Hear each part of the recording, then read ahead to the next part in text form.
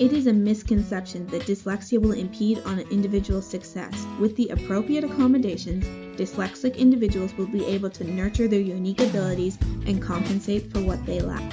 In simpler terms, dyslexia is not necessarily a bad thing.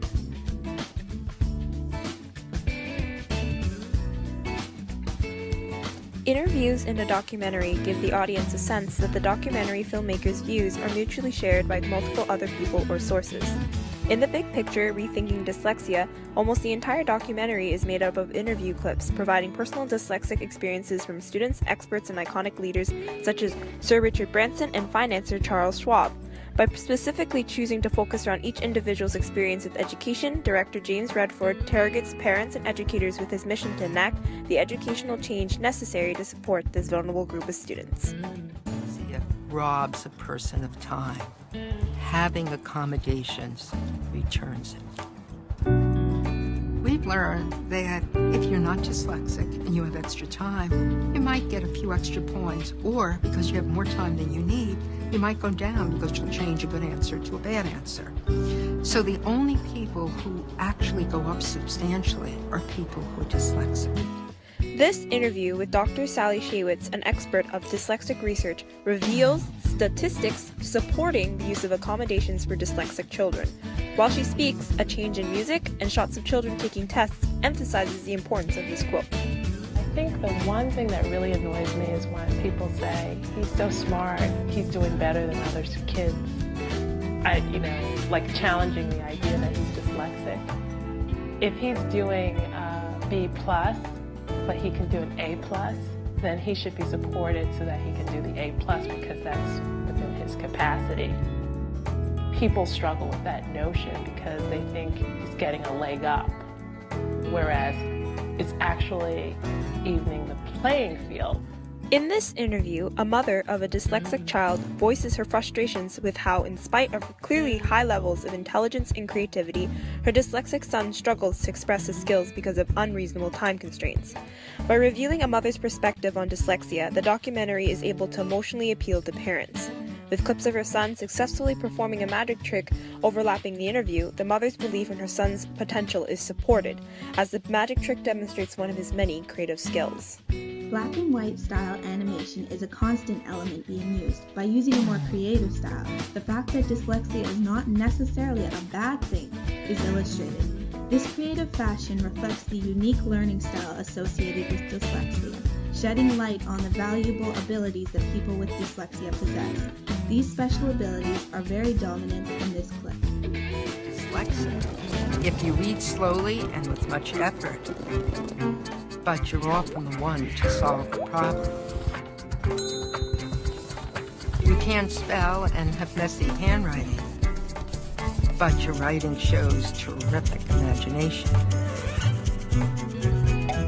You have trouble remembering dates and names, but you also think out of the box and grasp the big picture. You have difficulty retrieving and pronouncing spoken words, but you also have an excellent vocabulary and great ideas.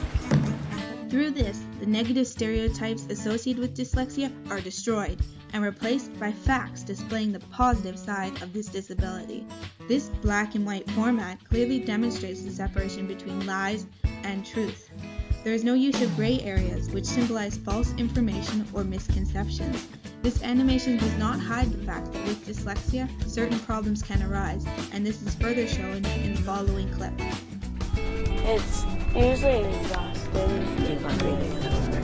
going into your mind when you're trying to find a word. The problem is probably not going to be right. Mix up these words for the rest of the test. How long it's going to take? Question by question, accidentally, unless I get confused, struggle with that time. This visually demonstrates the fact that dyslexic individuals like Sebastian need certain aids to help them overcome their faults. This shows that with the proper assistance, a dyslexic individual is capable of great success. Often used in combination with sound bites from interviews and music, still photos help to effectively highlight and enhance moods and messages in the documentary. And the person who had diagnosed me was talking to both my parents and said, Allison's never going to be good with geography. She's never going to be good with length. But honestly, I also think that it really could show her concretely, here's your intelligence level. You scored very high. A black and white still photo of Allison's younger self looking down emphasizes her feeling of discouragement as she recounts a moment in her childhood when she was told she would never succeed due to dyslexia.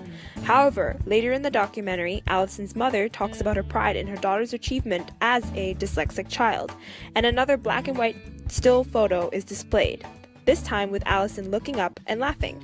These two photos, being black and white, allow them to be directly compared, and the juxtaposition between the age of the subject in both photos and then the expression and mood supports the idea of improvement over time and negates the concept of complete failure due to dyslexia. I felt so badly for Sky, and I remember thinking, like, where does she belong, and how traumatic to start off school thinking that she can't succeed in first grade. Here, we have a still photo of young Sky standing apart from her classmates while at the same time having sad music playing in the background. This still photo enhances the interview's point about the lack of support and compassion being traumatic, as we see an institution actively ostracizing and segregating a child from others because of a learning disability. Through the use of expert opinion within dyslexic research, as well as providing personal dyslexic experiences from students and iconic leaders, the film is able to provide not only scientifically sound proofs, but also real success stories to prove that dyslexia is not detrimental to an individual's success. Additionally, animations and still photos provide clarifications about the struggles of dyslexia. Ultimately, director James Redford was not only able to demystify misconceptions about dyslexia, he was able to effectively provide convincing reasons for the need for accommodations to nurture these unique individuals.